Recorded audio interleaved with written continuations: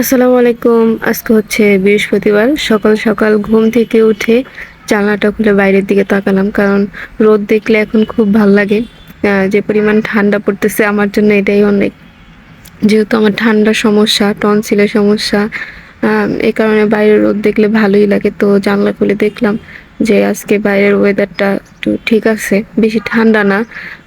তারপরে এই তো আ এদিকে কিছুক্ষণ দাঁড়ায় থাইকা চলে গেলাম নাস্তা করতে। নাস্তা শেষ করে তারপরে রান্নাবান্নার জন্য সবকিছু আয়োজন রেডি করতেছিলাম। কারণ আজকে বৃহস্পতিবার। আজকে আবার হুসনি দালান যাবো ভাবছিলাম। তো আমি তো আর একা যেতে পারবো না। অন্য সময় তো আন্টির বাসা থেকে যাওয়া হইতো। তো আজকে আমার হাসব্যান্ড বলতেছিল যে আজকে অন্য কাউরে নিয়ে এদিক থেকে চলে যান। কারণ উনি একটু ব্যস্ত। উনি আন্টির বাসায় দিয়ে আসতে পারবে না। তো রান্নাঘরে চলে গেলাম। এর মধ্যে দেখি যে গ্যাস নাই। তারপরে ইলেকট্রিক চুলায় রান্না বসায় দিলাম। আজকে ছিল যে পুঁইশাকের, এগুলোর নাম কি আমি জানি না। এগুলা ভাজি মানে পুঁইশাকেরই একটা কিছু। তো তারপর ভাজিটা ১ম এ একটু ভাজা, ভাজা করে নিলাম। তারপরে পানি দেওয়ার পরে এই অবস্থা। পানি দেওয়ার পরে কালারটা চেঞ্জ হয়ে গেছে যদিও। কিন্তু পানি দিলেই নাকি এটা ঠিকভাবে সিদ্ধ হয়। আমার শাশুড়ি বলল। তারপরে এই যে কেতলিতে পানি গরম করে নিলাম আবার একটু পানি দেওয়ার জন্য।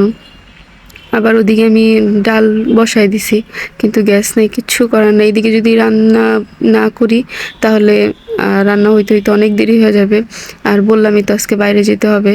তো আমি আমার ভাগ্নির আবার বাসা থেকে ফোন দিয়ে নিয়ে আসছি যে একটু আসো, তোমার নিয়ে আজকে বাইরে যাব। পরে ও আসছে।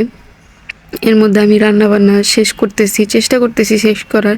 এই যে ডালটা বলক আইসা পড়ছে, এখন ভাজিটা নামায় ফেলছি।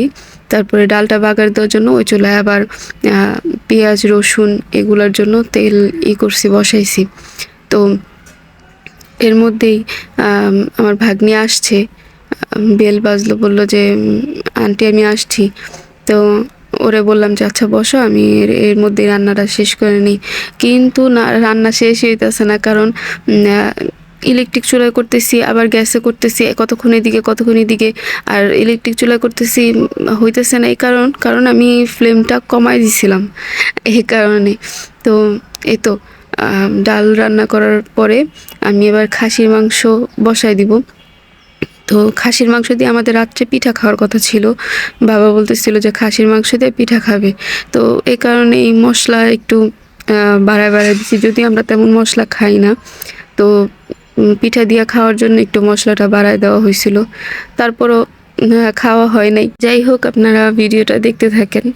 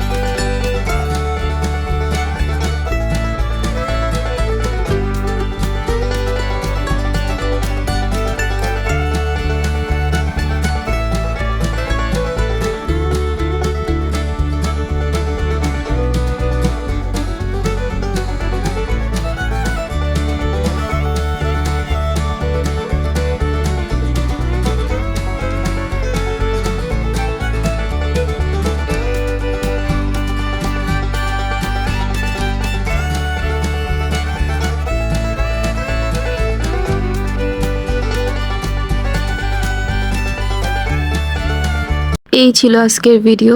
আল্লাহ হাফেজ।